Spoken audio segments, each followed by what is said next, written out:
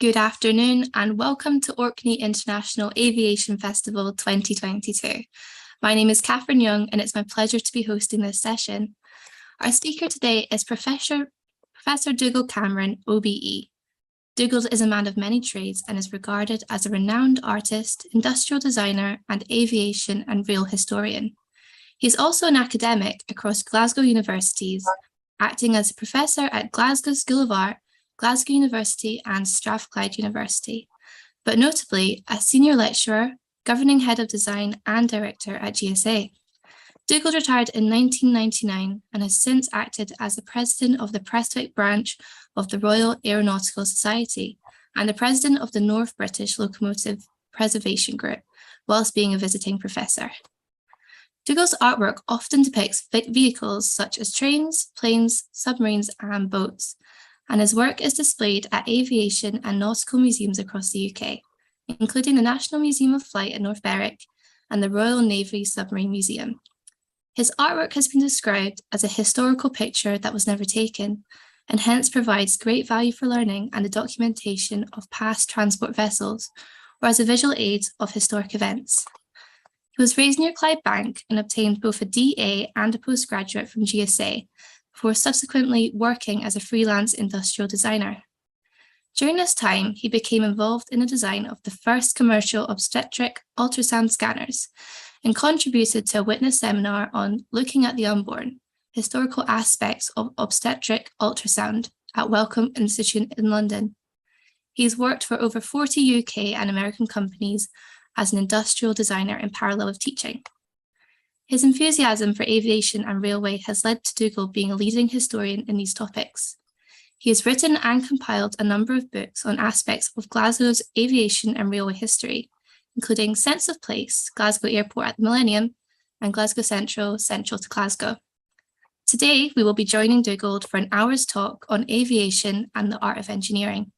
And I feel there is no better way to introduce him than with this quote from himself, which is, "The art of engineering is the greatest of all arts of mankind, in that it uses science and art in the creation of useful objects, and does so in the service of humankind in all aspects." I want to encourage you all to take part in this event and ask you to please enter your comments and questions in the YouTube chat. I'll present them to Dugald at the end of the talk. Dugald, over to you. Well, good afternoon.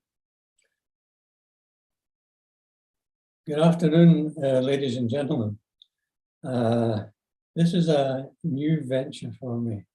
Although I've participated in many Zoom meetings, I've never actually given one. So I hope this is coming over all right.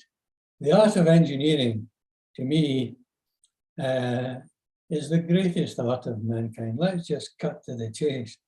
It is one of the great arts. To me, it is the greatest art for the reasons that Catherine has quoted. Actually, I have used a quote from the late Lord Baker, FRS, who was an engineering professor at Cambridge, but it sums it up so well. And this initial slide shows the 3 bridges over the Forth, and they display, in fact, the sort of a history of engineering, civil engineering, bridge making. Bridge making is a particularly fine art. It is difficult, I think, to make an ugly bridge. You'd have to stretch hard. But here you have 3 different ages. The original Victorian Forth rail bridge, which will last forever. The road bridge of the 1960s, different technology, and the latest, the Queensferry crossing. They are a beautiful exemplar of the art of engineering. Next. Next. That is just another view of that. And this is one that always has appealed to me. Engineering is often easier to depict than to describe. One striking thing about engineers, apart from their disenchantment with the managerial class set above them and the trivialized culture which neglects them, is how often they want to draw things, words not being up to the work of describing technical reality. Give us a pen, say engineers, it works like this. Well, that very much is my view. I don't know who actually wrote that quote, but to me, alongside engineering, drawing, and that's in all its aspects, including the most recent technology where you do it on a computer, is the most important thing of all and central to design and engineering. I have drawn for most of my conscious 83 years, almost on a daily basis, because it's the way I can own something that I cannot have. As a wee boy, I couldn't have even the models, but I could draw them. And I then moved from drawing what I thought I was looking at to drawing my own version of it. Next, please. That's that quote from Lord Baker. Next, please. And this is one my father taught me. My father worked in John Brown's shipyard when I was born. He moved to Rolls-Royce at the outbreak of the war, just after I was born. His wages doubled overnight and he was inside. And instead of a ruler, they gave him a micrometer. But his wages doubled overnight, and it allowed me eventually to go to the High School of Glasgow. And my mother's insistent that I wasn't going into the yards. And he picked Sir Henry Royce, one of our greatest engineers. And Royce bumped into the vicar where he was staying in West Wittering. And his lawnmower wasn't working very well. The vicar's, that's to say. And Royce said to him, well, let me have it and I'll sort this out. And he did so. And when he brought it back, the vicar said, how is it you, one of the greatest engineers the world has seen, how is it you could be bothered, with sorting out my lawnmower? And he quoted, well, whatever is well or rightly done is noble. He translated it into the Latin, which Royce, of course, didn't have, having had little schooling indeed. And Royce carved that, Eric Gill anyway, carved that, one of the vicar's children, on the fireplace at his home. How true and how universal it is. And it doesn't matter whether you're the chap that cleans the street or you're in high places. Do it well and get the pleasure from doing it well. We have lost that act. We are living in bad times, where too many people at the top don't know what they're doing. It's called managerialism. Next slide, please. I'll come back to these another. I can't get away from these 3 bridges. They exemplify so much that is right about engineering and give a historical background, which is unbeatable. Next. Now here we go back. My talk, I agreed with Moya that I would use transport subjects, which have always fascinated me, as the basis for trying to put over the art of engineering. And she unfortunately agreed. I was going to use only, because it's such a wide subject area, I'm only going to use, a bit of civil engineering, railways, aviation, and ships. Now here we have the basis of all power. Before we had mechanical systems, the horse, and this is a fine example of a Clydesdale heavy horse and a foal taken up at the Farming Museum. What fine beasts they were, and no wonder the unit of power that we used to use was horsepower, and I have to say I still use. But what lovely things they are. You cannot beat nature in that way. Next slide. When it comes to engineering, we can look at the railway and the beginnings of the railway. Now, when the London to Birmingham Railway was opened in 1835, it was considered one of the great wonders of the world. And at its London terminal, they built Euston Station. To celebrate this great wonder, they chose an image and an architectural style from the great age of Pericles, the Doric, and what it became known as the Doric Arch. In fact, it is a propylaeum, the gateway, a gateway to the north. Sadly, it was dismantled in 1962 by a Philistine government led by Harold Macmillan.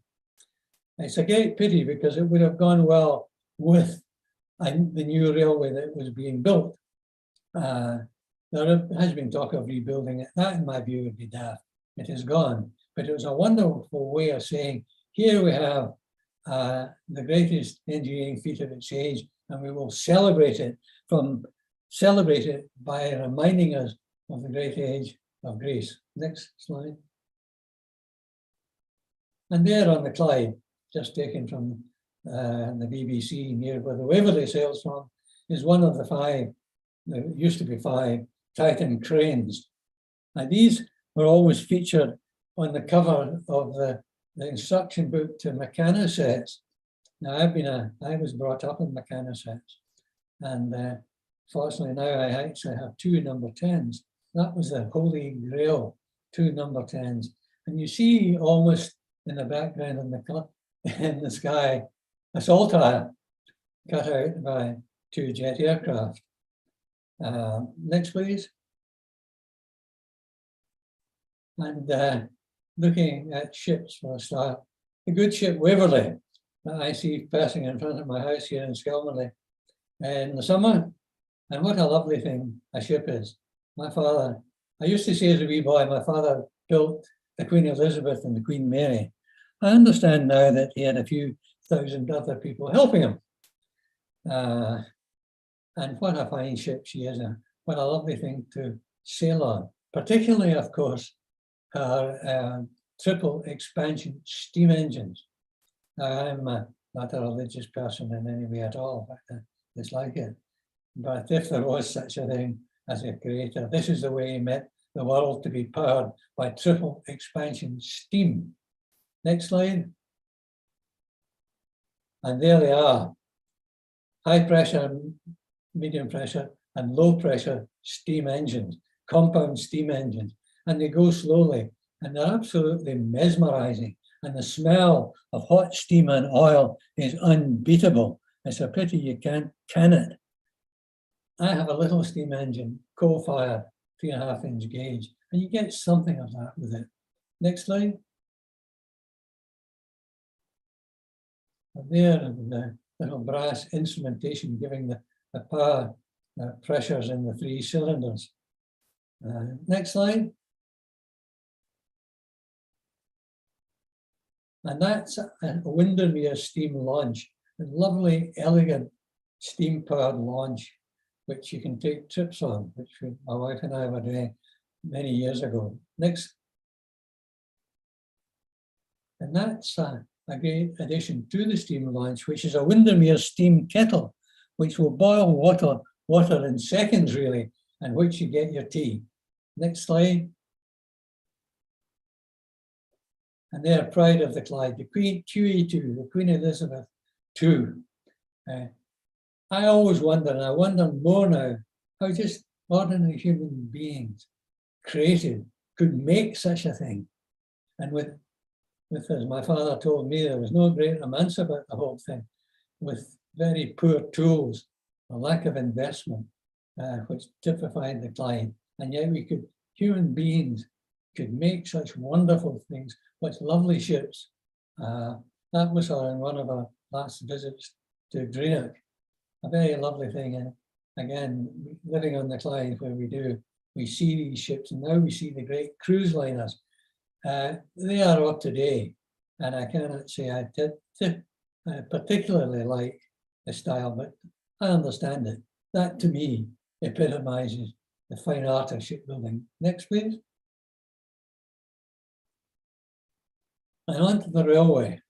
I had the pleasure of being involved with the preserved steam engine, the Princess Royal, an LMS Stanier Pacific, the Princess Elizabeth, I should say, the first class of steam Pacifics designed under the Stanier regime in the 1930s. And the second one, 6201, Princess Elizabeth, was restored, was bought and restored. And at present, she's undergoing another overhaul. This is her recreating her record run, then 75 years since she appeared at Palmedy in 1906. In 2006. I had the pleasure of going on the footplate from Glasgow Central. I came up in the train to Glasgow from Carlisle, and this was from the fireman's seat as we drew into Palmedy Depot, which she had done 70 years. We also celebrated the 75th 5 years later. And this is what one sees. This was steam at night. Is there any more romantic vision than that? Now, what this doesn't get over is the smell or the sound, because a steam engine assaults all your senses, visual sense, oral sense, sense of smell, not maybe so much a sense of touch. And that, to me, it was just by chance I took this particular shot, but that's looking out along the boiler as we drew into Palmedy 70 years since she first did in that record run, where she did it in just over 5 hours. Think of that, a steam engine. And she had a burst steam pipe during the night, which the Robert Riddles on the LMS managed to get a part up and fix it overnight. We couldn't do that today. How many things these days do we have to say that to? Oh, you can't do that these days, particularly when it comes to health and safety matters. You can't do it. Well, I think we're killing ourselves with that. Next slide, please. That's the engine. That was the engine at Crewe, ready to go. Beautifully restored.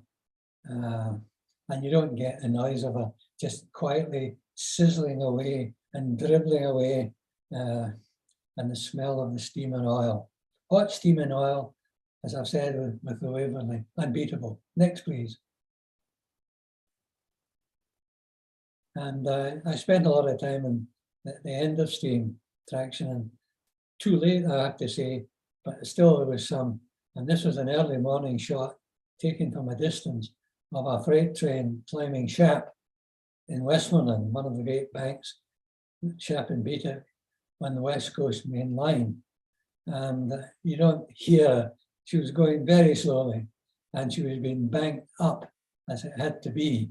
And the sheep were making their usual noises. I'm sorry I didn't record the thing, but it gives you an idea of the aesthetic of a steam locomotive hauled train.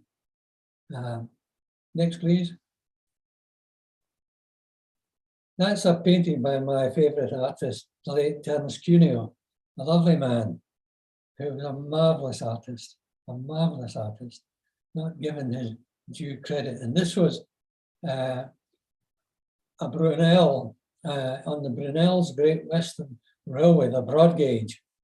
Now, Isambard Kingdom Brunel is certainly one of my heroes, although he cost the Great Western Railway an awful lot of money with some of his imaginative schemes, particularly the atmospheric railway, which simply did not have the technology to make it good. This is one of his broad gauge engines emerging from Box Tunnel near Bath on the Great Western Main Line. Now, the intriguing thing about Box Tunnel is it is held and believed that the sun shines straight through the morning. The rising sun shines straight through Box Tunnel on Brunel's birthday. There is one image that would tend to indicate this is so, but I've had quite a few friends and colleagues try to work it out. It is possible that it happened. And it's a lovely romantic notion for a very great man. Next, please. That's his Maidenhead Bridge. Now, he was told that it would fall down, that the arch was too low, too gentle, and that it would fall down. Well, it is still standing today and being used by HSTs and now by IEP express passenger trains. So the wee man gets the last laugh. Next, please. That was his Great Eastern ship. Brunel designed civil engineering masterpieces like the Clifton Suspension Bridge. He designed ships, steamships, but he went too far. He was a man of great ambition, something we lack today, and he perhaps pushed things too hard. The Great Eastern was not a success, and that's it. However, and it was a masterpiece in its way, but pushing the available technology too far. Next, please. There he is, and I love this photograph because it is the engineer in chains, standing beside the launch chains of the Great Eastern. That's only about a year or so before he died, sadly, in 1859. And you notice the cigar and the haughty pose. It doesn't show his muddy boots. As I have fun with my wife, when I come in dressed like that, where have you been? But I think I regard him for his ambition, and at times not for his impracticality. Next, please.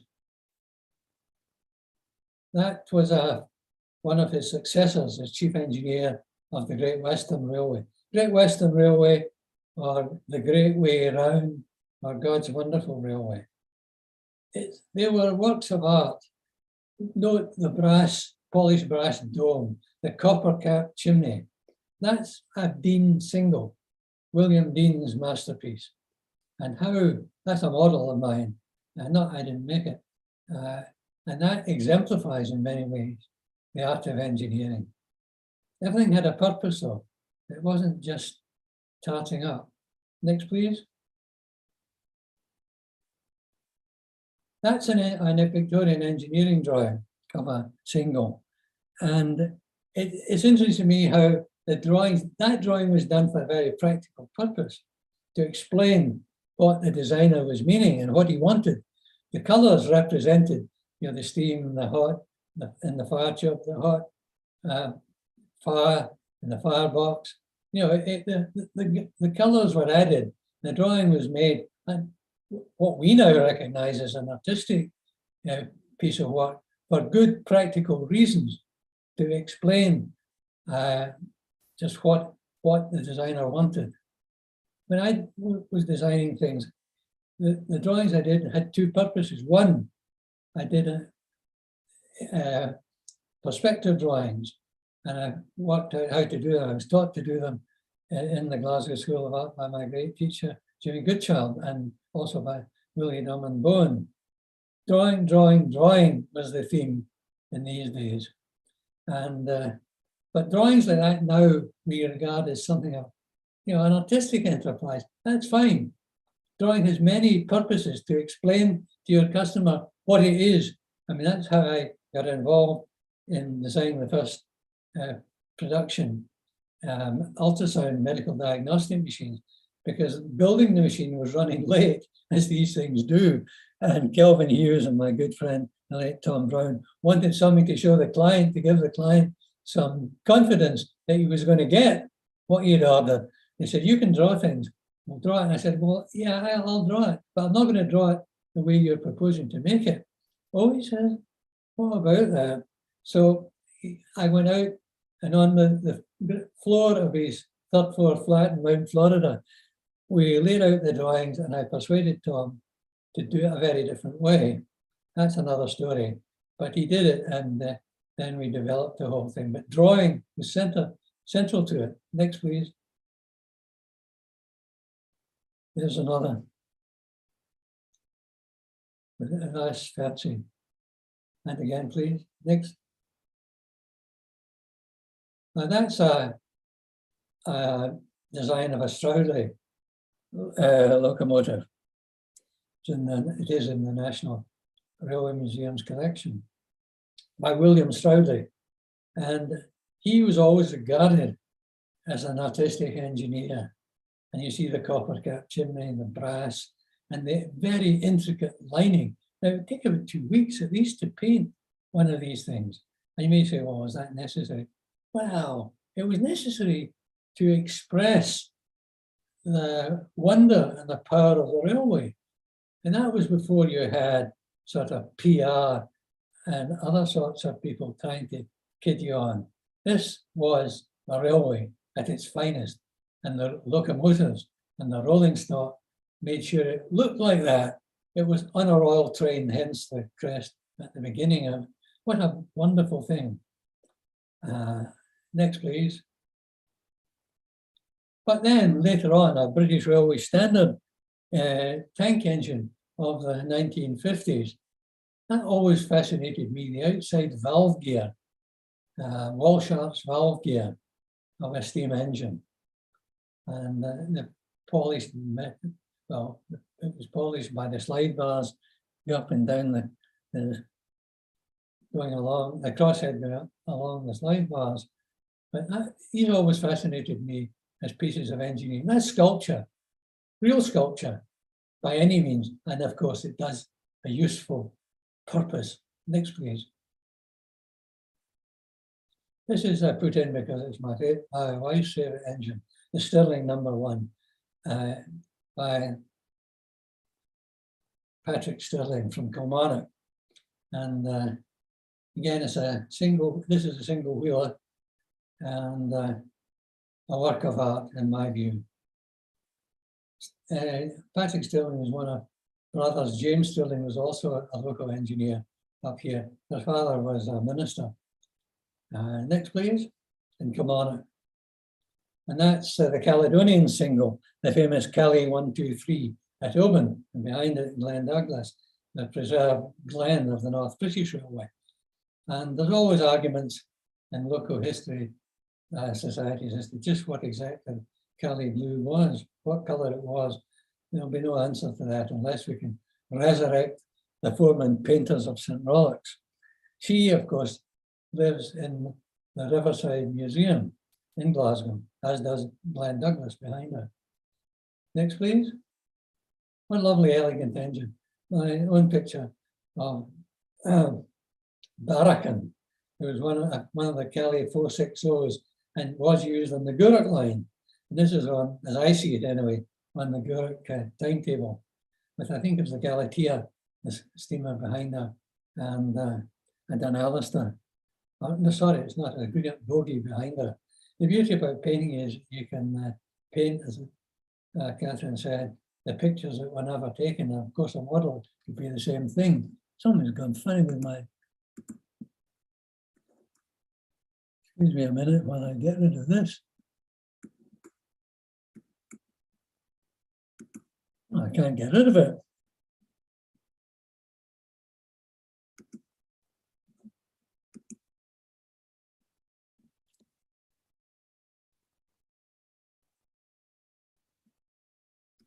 Just to reassure you, Dugald, it's all looking fine on YouTube. So if you're able to carry on then and ignore the thing that's bothering, that'll be good. Box has popped up. I can carry on fine. That's Barracan on the timetable at Gura. Next slide, please. I want to run photographs in the last year, sadly the last year, the great Duchess Pacifics of the LMS. Attributed to Sir William Stanier, a great engineer, but in fact designed by his chief locomotive draftsman, T.F. Coleman, which is rather a good thing. Coleman is a great engineer, very self-effacing man, but he was the man who actually designed the Duchesses and the Class 5. Steam at night, I always have found fascinating, and that was on a football special. I used to go into the sheds at Palmadie on my way home from the art school every day to see if there was a steam substitution for a diesel, and usually the 7 o'clock Marylebone, if there was, and would go back in and photograph it. That was one of the ones I took of Sir William Stanier FRS 46256, named after its designer. Next, please. I also took some photographs of others and did this painting of a time of transition. A red painted Duchess Pacific 46254 City of Stoke-on-Trent on the 7 o'clock Marylebone with another steam of standard 5 on one side and a blue train and a diesel type 4 on the other, which was supplanting. This was the last few months, sadly, of the Stanier Pacifics. Absolutely wonderful engines. Next, please. And that was the preserved Duchess of Sutherland at Stirling a few years ago. She is presently still operating special trains, and is in the 1946 livery of the LMS, one I rather like, the black lined out with the maroon and straw. Next one, please. And perhaps the most elegant design of all, Sir Nigel Gresley's A3 Pacific. A1 originally, now it was changed to A3. What a lovely, that's Flying Scotsman. As near to its original condition as it could get in 1964 at Dundee, when it had been bought by Alan Pegler. She is now operating, and in a couple of months' time or thereabouts, she'll celebrate her centenary, along with my very good friend, Dr. W.R. Brown, who will be 100, and I hope he makes that fine. But what a lovely, elegant engine that is. There is the art of engineering, and no doubts at all. Next, please. And that's the streamlined version. That's an A3 that you've just seen, but with a casing over it, a streamlined casing, which was fashionable in the 30s. The 30s was the age of steam, and Gresley took this to heart and did streamline these A4 Pacifics, and this one preserved, and this is when she was working in the 1980s. She was working with, fortunately, started Canforth, and that was Mallard. Mallard holds the world's speed record for a steam engine, 126 point something miles per hour. I prefer the unstreamlined ones, I must admit, as being more beautiful. Next, please. And a drawing of the last Pacific, a painting, I should say, of the last Pacific built for the LNER Railway just immediately before and after nationalisation in 1948. The Peppercorn A1, this one called North British, one of the ones shedded at Haymarket. And I saw these brand new coming into Queen Street Station when I was avoiding sport, which I've avoided for all of my life.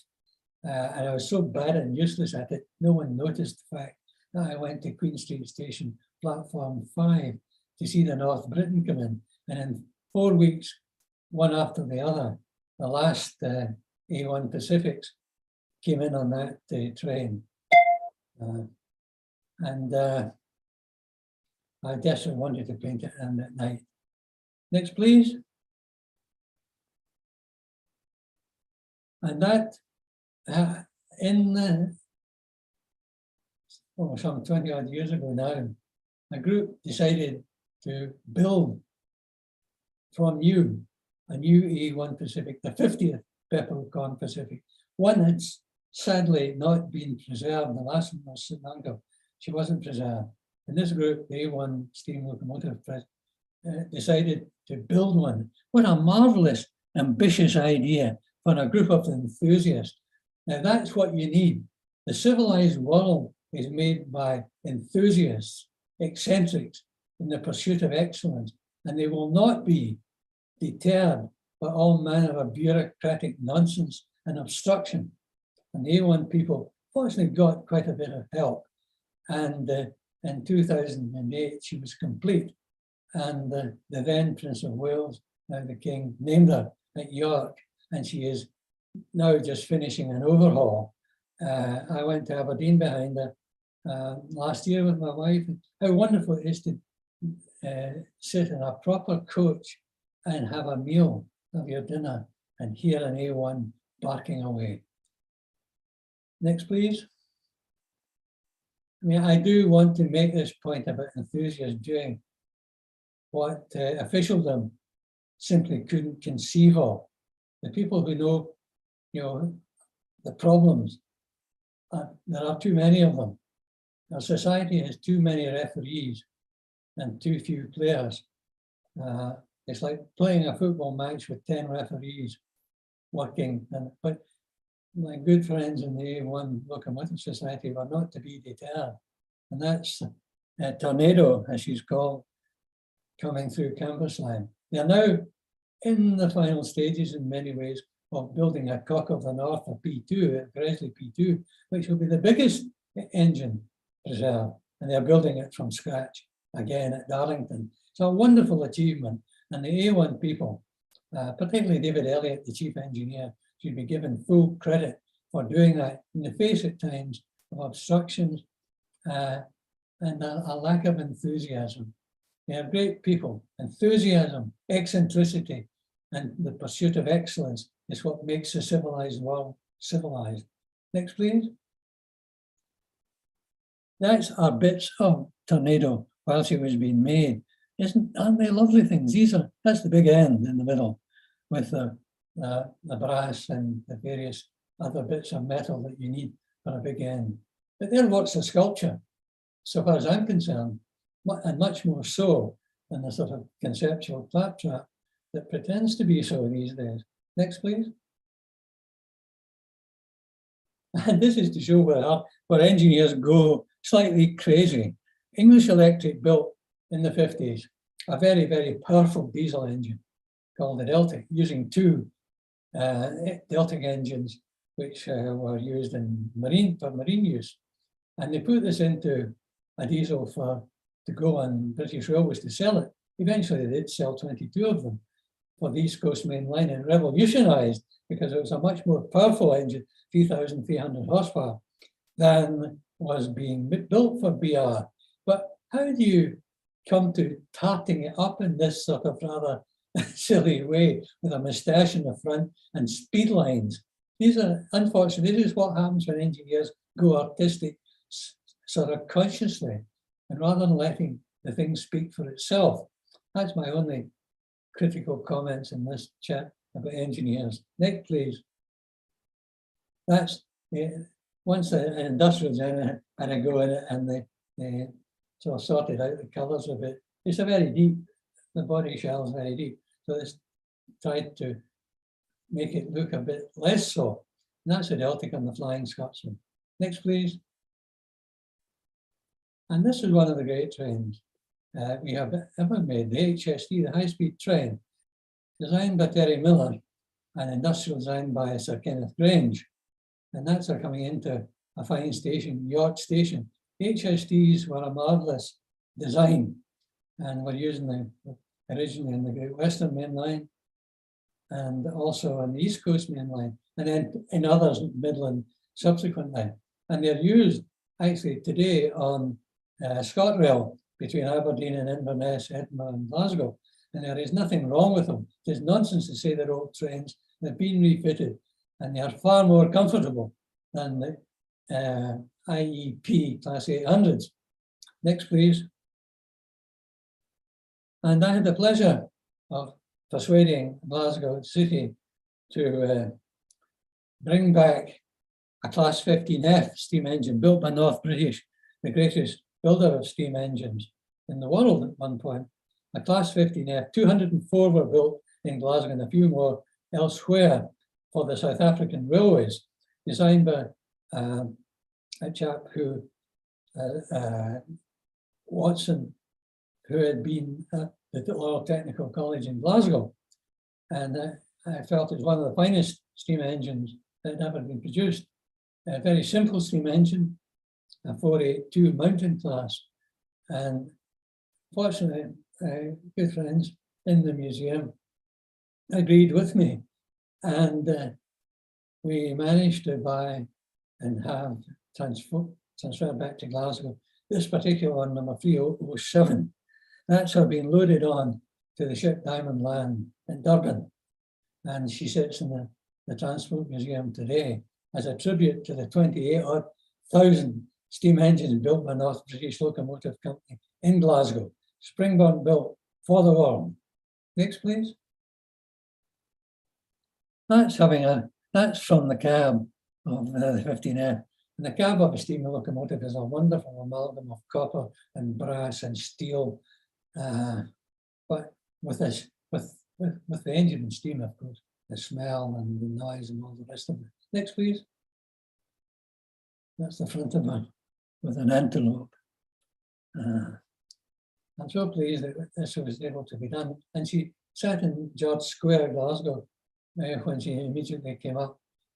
In various exhibitions in Glasgow, they had steam engines on show in George Square. It was great that we got 3007 before she was taken to be refurbished a bit by the museum authorities. Next, please. And now we come to aviation, which is the real subject of the Moya's Aviation Festival. This I regard as one of the great pieces of design, the great intellectual achievements, creative intellectual achievements of the 20th century. If steam was the great achievements of the 19th century, and the great theme of engineering in the 19th century, then aviation was the great theme of the 20th century. And possibly we have now the digital age and space for the 21st. But this, I had the pleasure of being allowed to have a Concorde for me to draw with a cherry picker that I could, put up and look down on it at Heathrow at British Airways. And it was wonderful. I had Concorde for a day. They didn't give me the keys, however. What a lovely thing it was. She hadn't been painted in a livery, so she was all pristine white, intensely beautiful and wonderful. But the engineering, the science, and the technology derived from it to make Concorde work is creativity and engineering at its very finest. To make it work and to allow it to land, take off and land from ordinary airports was itself a great thing. To make the engines work at Mach 2 when they could not accept air speeding at Mach 0.5 was again a great achievement in how this was done. I can't in the space of this lecture go into it, but engine intake and exhaust and the vortex lift, which allow it to fly slowly, are marvelous things. They were created in Farnborough, and we should give credit. Concorde sadly is no longer with us, but my wife and I had the pleasure of flying on a special trip. And it's one of the high points of our time to sit as I am in shirt sleeves and be plied with the finest food and drink while flying at 1,382 miles an hour at 55,000 feet, where from the front, which we're taking up, you can see the curvature of the earth. Is something very special. Next, please. And of course, we go from the one great achievement to the first attempt to do that in Scotland, or so legend has it, when Father Damien leapt off the battlements of Stirling Castle. He landed in the midden, which he said was fortunate because it was a soft landing and it broke no bones. But he said his mistake was using chicken's feathers. And of course, chickens don't fly. Well, he didn't try it again. Next, please. And there was the first aerial ascent in the UK, which happened near Edinburgh, Cumley Bank, with James Tytler in 1784. And this was the first in the UK, but of course, it doesn't get mentioned because it didn't happen down south. Next, please. I can't help. This was a painting I did for the late Professor Brian Richards, who was involved in the design of Concorde when he worked at Farnborough. That's the prototype one. Next, please.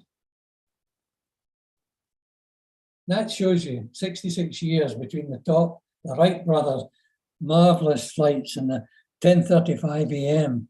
Eastern Standard Time on the Outer Banks in North Carolina at Kitty Hawk. And the length of the flight, in relationship to the size I've drawn the Wright Flyer, the length is given by the length of the picture. So that's how far it flew, not very far, and below Concorde, the apotheosis of what the Wright brothers were trying. Next, please. That's the photograph. They were confident and they understood it. They actually understood things far more than all the other people who were trying. They understood the need to control, which no one else did. And they must have been confident because they had this photographer along to take a photograph of the first flight. And that is Orville on that wonderful morning. Next, please. And we had come to our own man, who was inspired by Lilienthal in Germany in the 1890s, well before the Wrights, built his own gliders in Glasgow and in the University of Glasgow. He was an assistant lecturer in naval architecture under Sir John Biles. And this is him flying the third version of his Bat glider in the spring of 1895. And we see a boy towing him into the air. This is a still from a frame by AGS Lockyer, and we can't get the film. And on the right is Ella Pilcher, who should be the first lady of aviation, and she helped Percy make these gliders in their flat on the Byres Road in Glasgow, and he flew from Auchensail near Cardross. He was the first man to make repeated heavier than air flights in the United Kingdom. Please, ladies and gentlemen, remember that. Next, please. That's my attempt to paint his first flight with Ella in all her finery and a sort of small garden on the top of her hat. Next, please. That was him in the Bat Mark II on the right. I managed to persuade the Royal Aeronautical Society Press Branch, Ian Adams, Quentin Wilson and others to make a full-size replica of the Bat Mark II. And that we did. I thought that we might make two versions, one that was safe to fly or try to fly, and this one, and one that was an exact replica. And the exact replica was made and it's in the Riverside Museum. Next, please.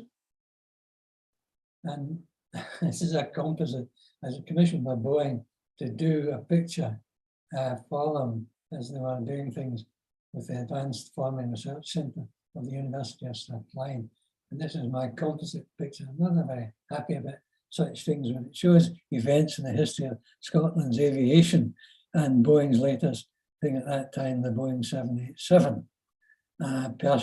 Pilcher down at the left and others there too. Next, please. And the Barnwells would come into it. And then two brothers who built this rather unwieldy biplane in 1908, and then a couple of years later built the first monoplane, the Barnwell monoplane, which made the first more than half a mile flight between Causeway Head and Bridge of Allen, 1911. Frank Barnwell went on to become chief designer of the Bristol Aeroplane Company. And unfortunately, he was a much better designer than the pilot. And they banned him from flying, but quietly he built his own little monoplane, 1938, flew it and crashed it and killed himself. A sad story. Next one, please. And the first helicopter in this country was built at Dumbarton by Denny's, a very innovative shipyard company. And this was a Denny Mumford from 1905. And it flew tethered up until the outbreak of the Second World War. What might have become of that? We might have had a helicopter industry. We did go on, of course, to do that. Weir's took it up, James Weir, in the autogyro form. Next, please. And that's a selection of the Weir autogyros of the 30s, well advanced. And again, it could have happened, but the Second World War got involved and Weirs were really told to stick to their main activity, which is building pumps for the Admiralty. But James Weir should be well remembered. Next, please. These are the two main helicopters, the Weir 5 and the Weir 6. These are not autogyros, these were the helicopters, the Weir W5 and the Weir W6, and they flew near Glasgow and at Dalrymple in Ayrshire.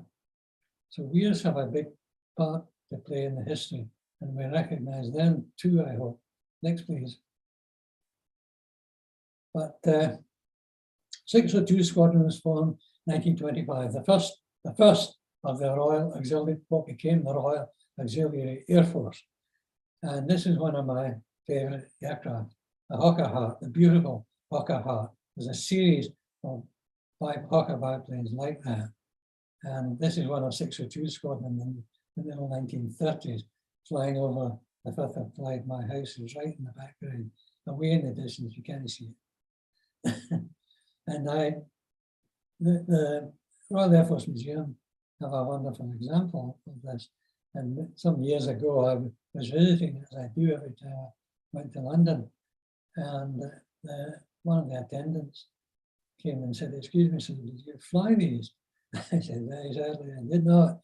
Oh, he says, "Well, if you want to see a wee bit before, you just go over the little barrier we have and help yourself." Well, again, do you get that these days in the museum? No, but I saw that.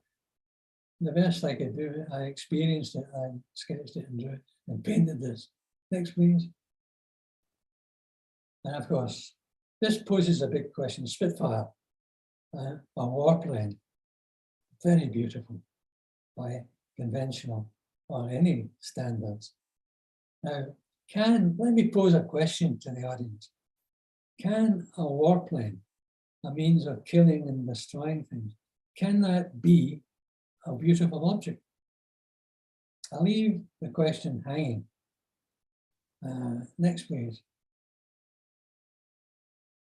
Scottish Aviation Limited was founded in 1935, wasn't it? By the two people in the middle, David F. McIntyre and the then Duke of Hamilton and Brandon. And they formed Scottish Aviation. He did great work during the Second World War. And then after the war, designed and built the Prestwick Pioneer, the Twin Pioneer. Next, please. Which served the Royal Air Force. These were designed and built in Scotland by Scottish Aviation. The Bulldog, the third one down, was taken over from Beagle, and they sold a lot of these to the Swedes as a trainer and the Royal Air Force. Then the Jetstream was taken over. The Asta Zoo version was converted into the Jetstream 31, the blue one, and then the Jetstream 41, which used some bits of the 31, but was unfortunately just a wee bit too late to catch the market.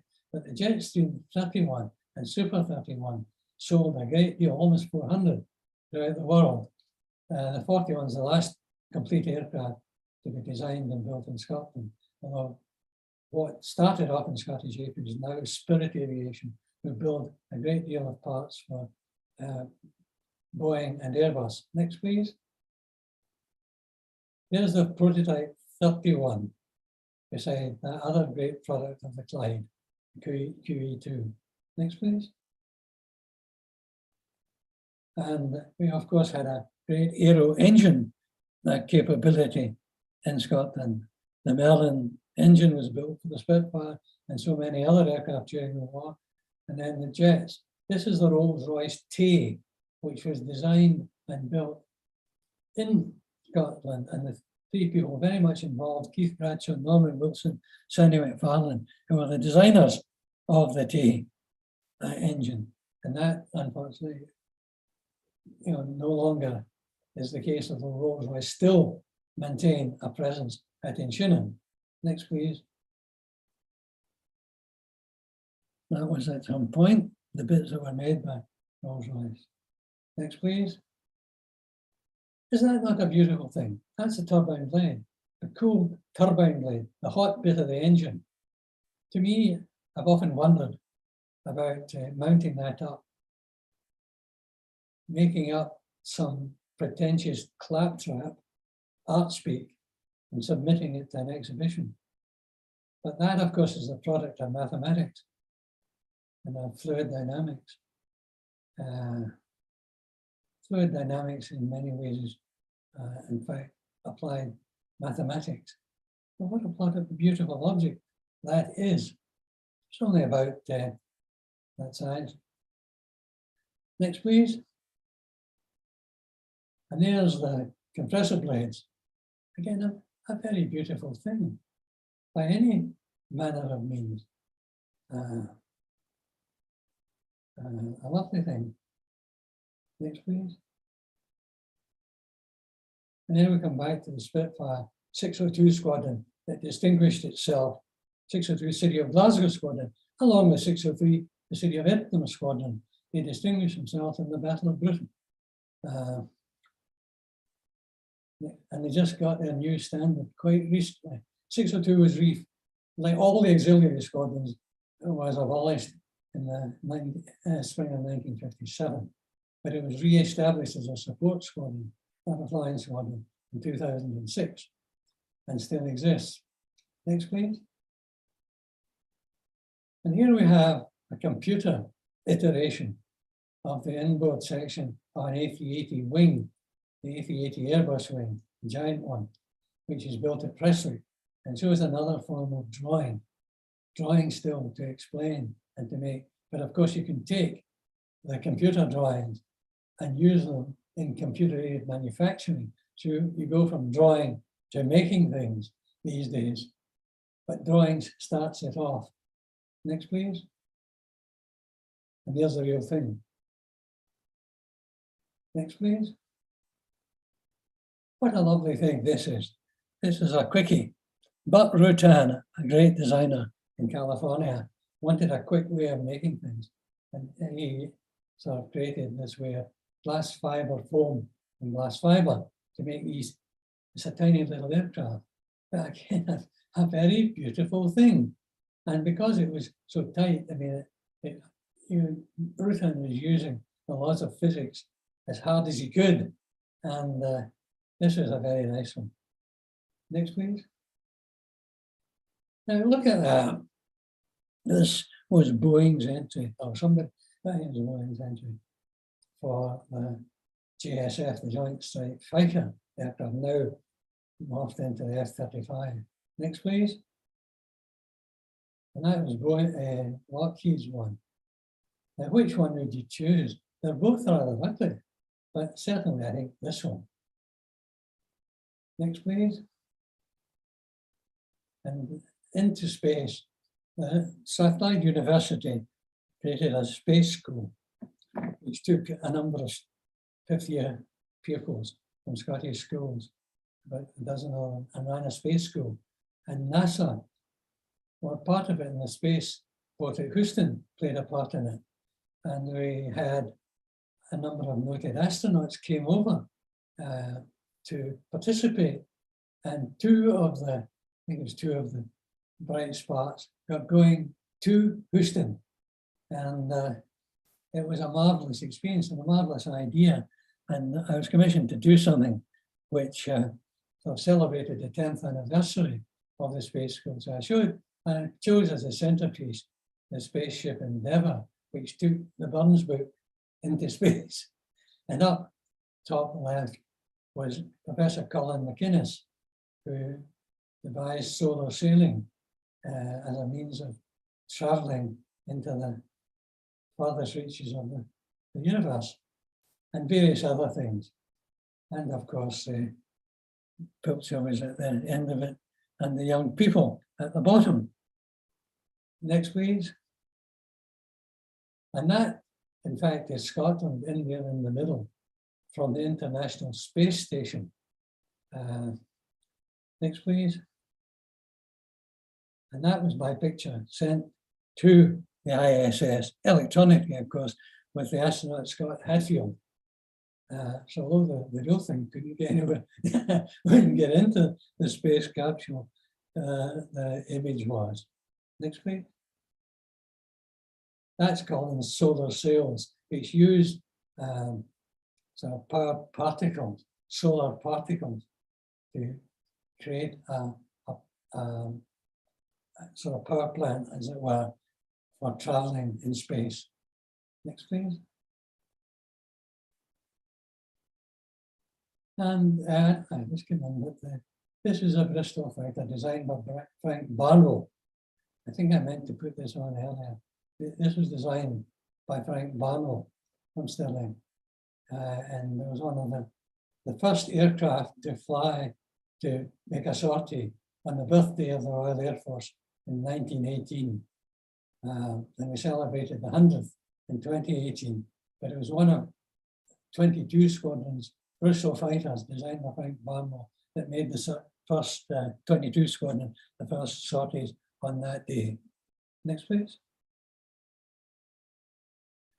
And I finish really with a quote from my good friend Ivor Tiefenbrun, who created Lynn products, probably the finest audio equipment in the world. By engineering improved individual and group productivity, we create and increase wealth for ourselves and our species.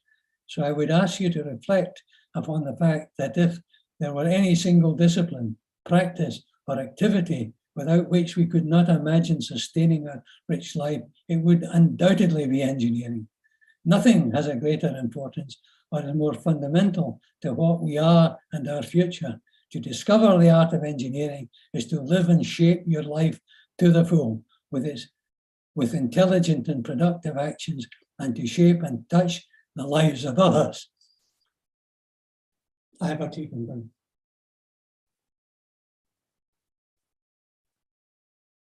Next. That's incredible. Thank you so much, Dugald, for presenting there. Let me just finish one thing. I forgot I actually had this one. This was my ending slide. This is an image taken of the constellation Orion. And you can see Orion. Well, no, I think you need to wait a few more weeks. At the turn of the year in the southwest sky, about 30 degrees elevation. In the middle of these three dots, from it hang the dagger, Orion the hunter, his belt and his dagger. On the dagger, there's a double, in the middle, a double nebulae, M4243. That you can see just about with your bare eyes. The light that you see, if you were to do so tonight, that light began its journey to Earth about 1400 or so light years previously, i.e. when Kentigern was camped by the banks of the Molandina. Just think of that. That's what you're seeing. What that light had started 1400 years ago, and you see it tonight. And when it started, St. Mungo was camped by the banks of the Molandina. Thank you. Thank you very much. That's amazing. It's incredible to see all the places that I'm familiar with in Scotland as well, and not know about all these amazing inventions and things that were tested.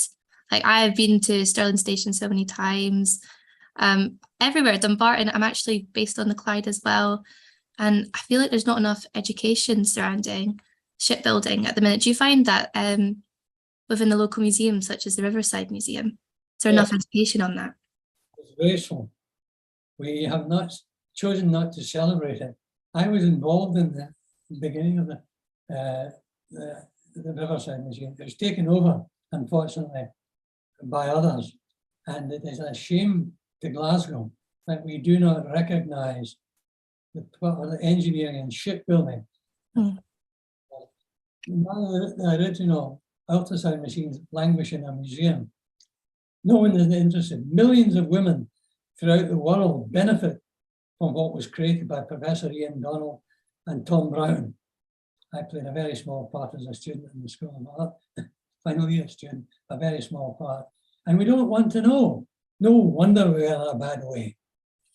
We are, you know, I hope that young people like you, Catherine, can somehow bring their elders to their senses about this. But if it is not so, and Ian Johnson, my good friend who taught in the art school, in a recent letter to the Herald, was asking for a museum or shipbuilding. Well, of course there should be, and there's plenty of room for it.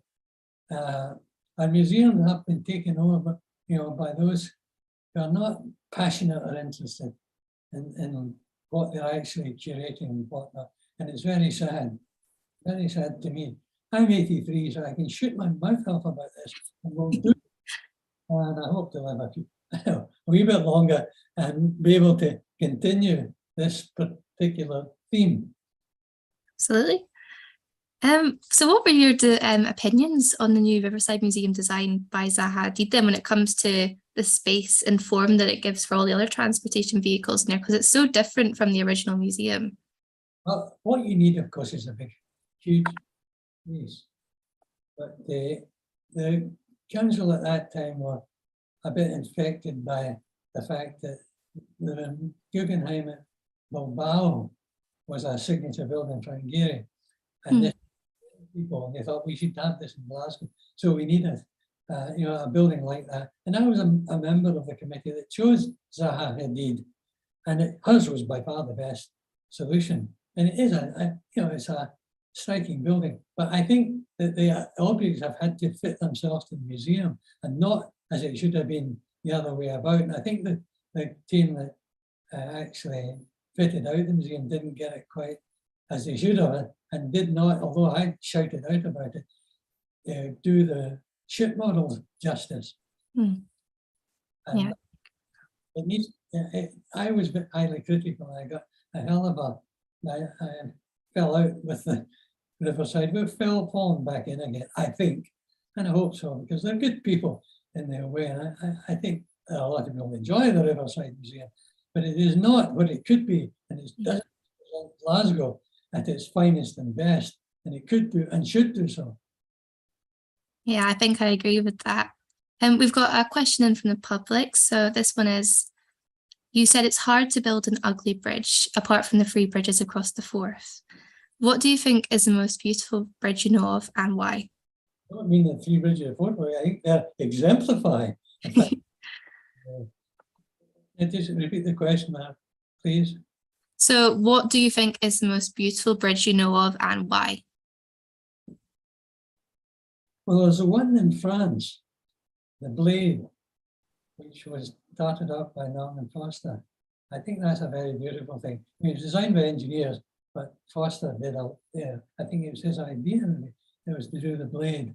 That's a very beautiful. I actually like the Forth rail bridge, the original Forth rail bridge, which was grossly over-engineered. I mean, I was a member of Network Rail, and I got going climbing up the Forth bridge to the top, and we looked at bits of it. That bridge will last forever. Whatever we do or don't do to it, you know, it's built to last forever. Whether the other two subsequent ones would do that, I don't really know, but they're beautiful in their way. I think that group of bridges is the things why I chose it to start off. That's the most beautiful concentration of bridges that there is. But I like that one, the Millau Viaduct, I think it's called, in France. Amazing. We've just had a comment from John here, and it's, I think the Kelpies at Falkirk are a lovely combination of engineering and art. A comment on the speed of flight development. By the time Orville Wright died, Neil Armstrong was already a teenager. That's right. mean, it's 1948, and I was aged 8 going on 9, so I could have met him. And I've always tried to ask my little father, why didn't you introduce me to him? I think the point that John makes, that aviation is that young. I've been privileged to be able to see it from, just after the war and travel and conquer. I mean, my father was born the year the Wright brothers made the first flight, 1903, and saw the jet age indeed as an employee of Rolls-Royce, participated in it. And yet only 66 years separate the Wright brothers' first flight to Concorde first flight. I mean, it is an astonishing thing how technology, and you can argue about science and technology, how it has advanced at a far greater rate than at any other time in the history of the human race. And it will be the solution to climate. It's the engineers that will produce the solution to climate change, not people beating their breasts. So we've just had a question actually about that, just as you mentioned it. So it was, how do you see design and engineering helping to reduce the carbon emissions of aviation? Do you think engineering can ever make aviation less environmentally damaging? Or do you think we'll just have to fly less in the future? And will this impact on engineering innovation?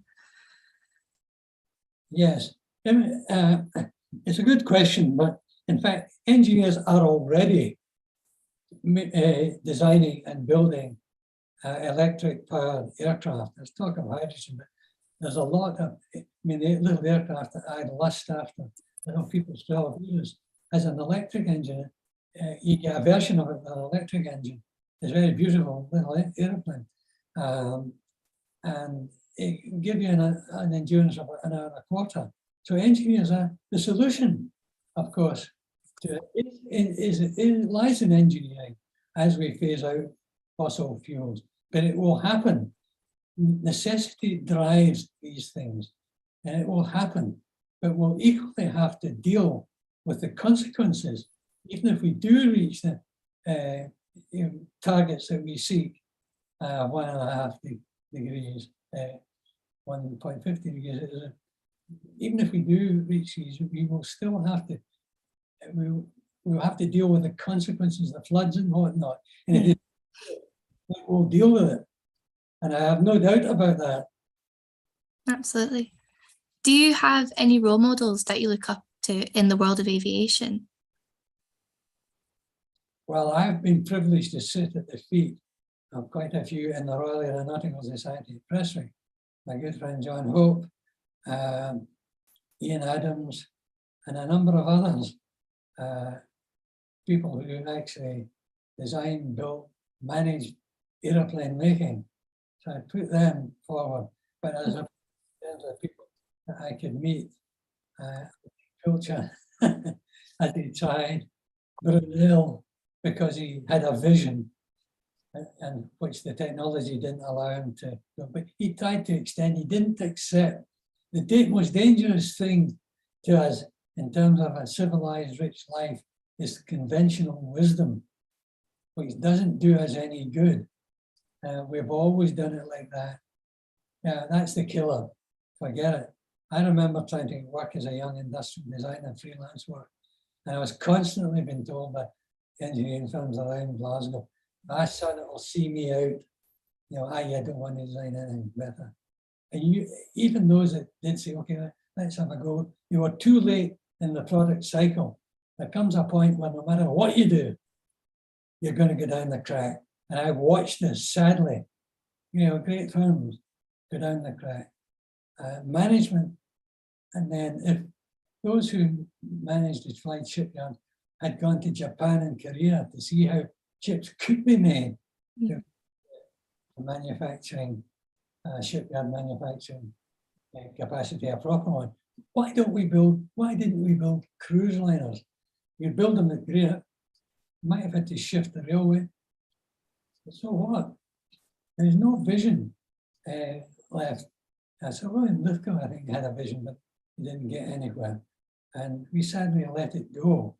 We sold our birthright, and it's the money men often are to blame.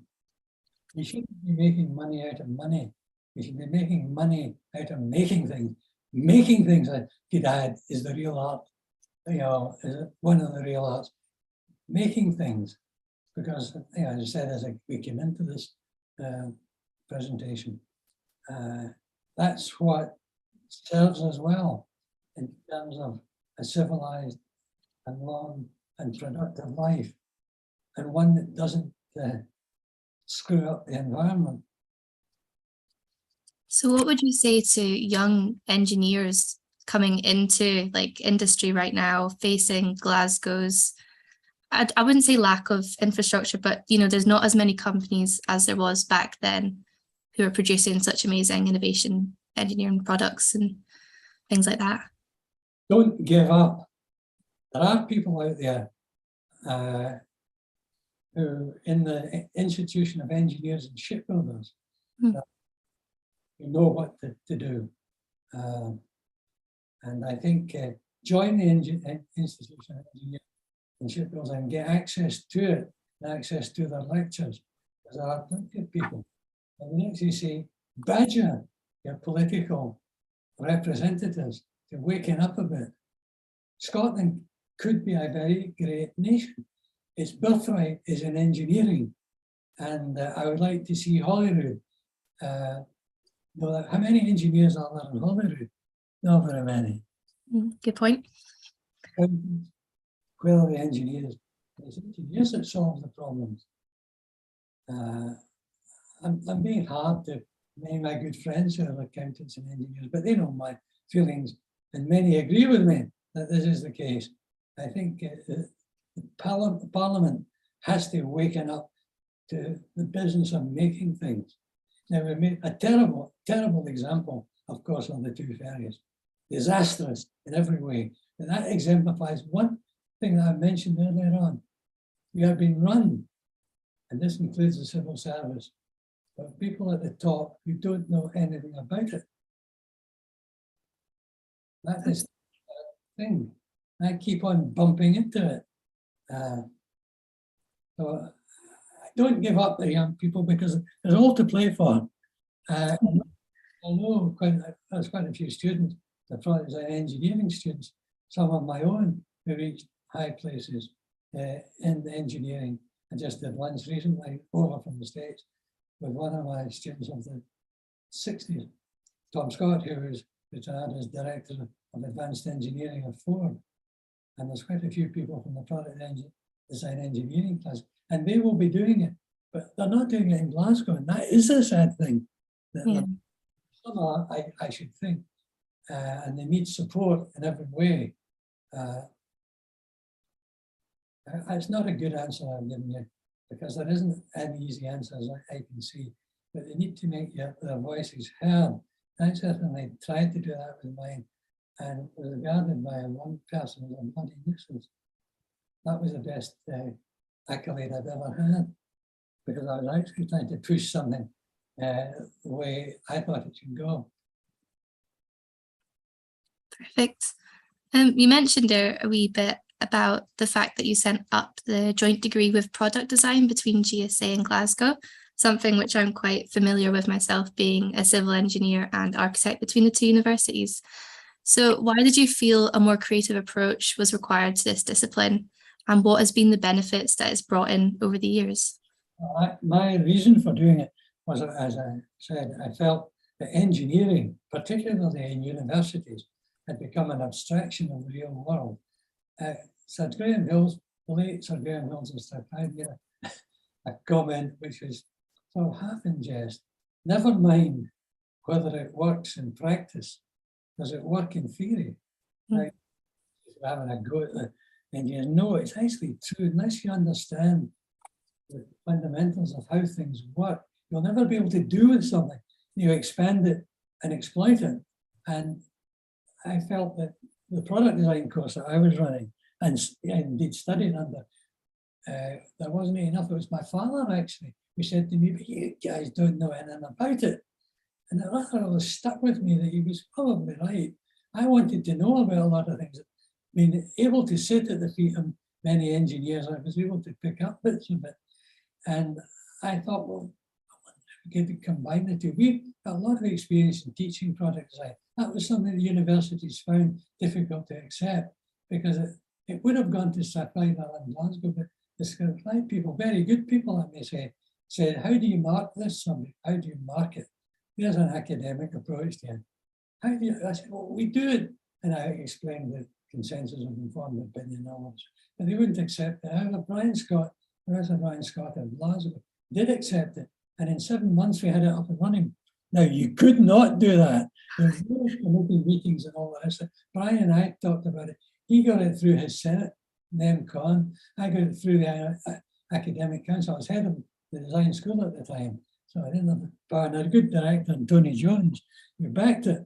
And no one was terribly interested anyway.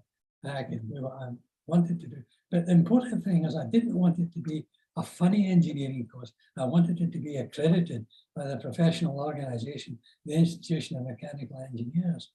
And we had this meeting, a lovely spring day, and we walked and went with my two good colleagues, Norman McNally and Alistair MacDonald, who subsequently took over the bringing up of this course, where we walked to the university through Kelvin Grove.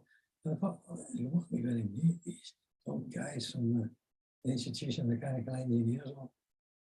Well, at the time, that's not true. The students had got at them, and they gave us complete approval, backdated it, and told us to get on with it. Amazing. It was my life.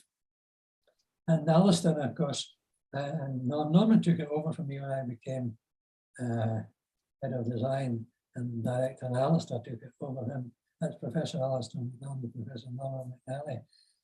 We could support from the Glasgow University. It was quite a difficult thing for them to come to terms with, but Graham Greene was their representative with Tony Fairley Clark. And everybody piled in because the students were so enthusiastic. I have to say they enjoyed the art school bit a lot, but they coped. I mean, I found myself chairing a meeting in the Macintosh room, which was sadly no more, of our university colleagues and my colleagues. And somehow or another, the conversation went on to the subject of second order differential equations. This was a subject unknown to all of us in the art school. But my view was, well, if it was necessary, let's have them. I went home and looked it up in the Encyclopedia Britannica I had. There was about 30 pages of dense mathematics. I thought, well, forget that. And in fact, we had to argue a wee bit with the maths, because the maths was always a sticking point in the first year, particularly. My real question to the university, and they accepted, was if you think it's necessary for the sort of engineering design course we're doing, because designers don't calculate springs, they use them, so they need to know how to use them. They don't need to calculate them. Then we'll put it in. And of course, we got it down to what was necessary. And because we brought design into it, we were making it relevant. And I had always been keen on bringing industry into the School of Art for product design. That's perhaps one of the main things that I did in the product design course in the School of Art, was use products which we got support from local industry. And they were always very keen. IBM in particular helped us. And others. With IBM, it was in 1981, when the boss of IBM said to me, do you know about email?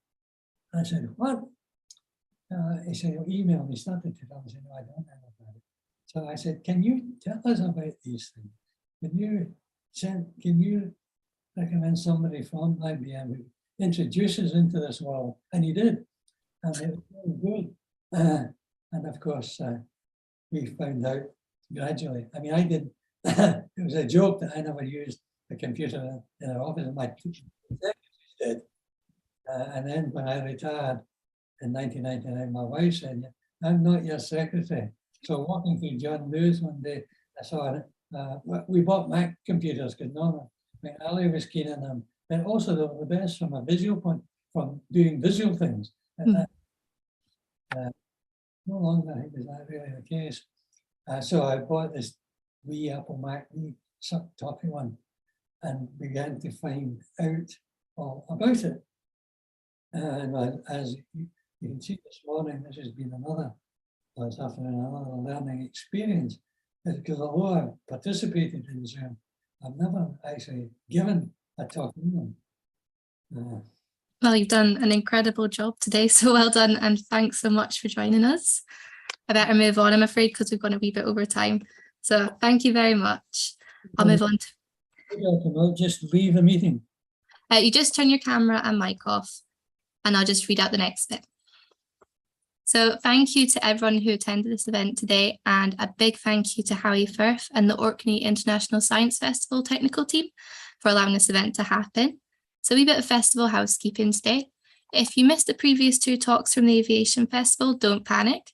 The Northern Battle of Britain and You Ought to Take a Norwegian With You are available to view on our YouTube page, along with our Sustainable Aviation talks from September.